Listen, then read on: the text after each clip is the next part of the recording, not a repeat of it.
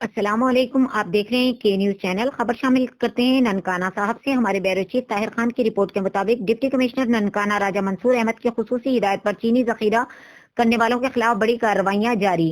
Assistant commissioner سہولت ہدایت بٹو کی ننکانہ سٹی، منڈی فیض آباد اور مانگتا والا میں کارروائیاں۔ اسسٹنٹ کمشنر ننکانہ کارروائی کے دوران چینی کی 3 گودام سیل کر دیے گئے۔ کارروائیوں کے دوران چینی کے گوداموں سے سینکڑوں تھیلے برآمد۔ گراں فروش اور ذخیرہ اندوز ملک کو قوم کے دشمن ہیں۔ ضلع بھر میں گراں فروشوں اور ذخیرہ اندوزوں کے خلاف کریک ڈاؤن کو مزید تیز کیا جائے گا۔ سہولت حیات اسسٹنٹ کمشنر سانگلا ہل کے ذخیرہ اندوزی کرنے والوں کے خلاف کارروائیوں کے دوران گوداموں سے سینکڑوں کی تعداد میں چینی کے تھیلے برآمد کیے گئے۔